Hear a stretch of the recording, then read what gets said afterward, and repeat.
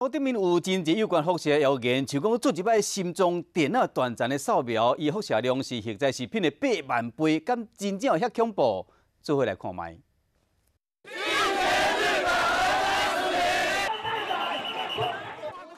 反弹偌大，担心着偌济，就惊食着核载食品内面的放射性物质会危害健康。但是网络谣言讲，做一解心脏电脑断层扫描，辐射量比食着核载食品高出8万倍，这敢是真的？不同地区那不同的食品有所不一样。那这两个东西来相比，我是觉得是一种那个层次上面的一个谬误。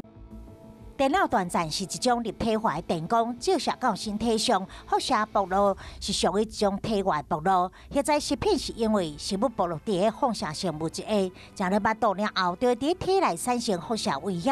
意思讲两种方式无同，谣言甲因放做伙比较，真正是错误。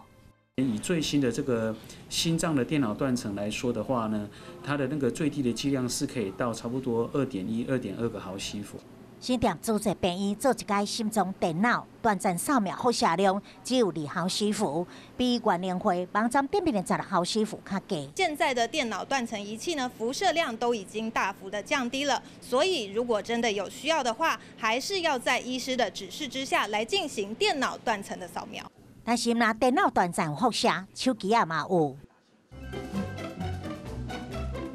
另外，网络谣言讲，像安尼摕手机开讲，一个句手机会变成加热器，内面的辐射可能加热大脑细胞，造成脑瘤。手机的热不热，它不会直接对于脑部去做加热的一个病变。对于所谓产生脑瘤的影响来讲，目前还没有足够多的证据来证实这件事。手机的辐射属于射频辐射，跟我们常用的吹风机其实是同一种辐射类型。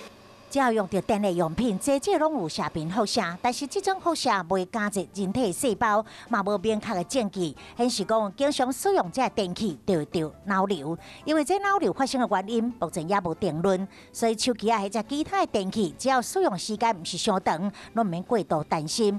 所以唔通互无经过纠正的谣言来影响到你的生活品质。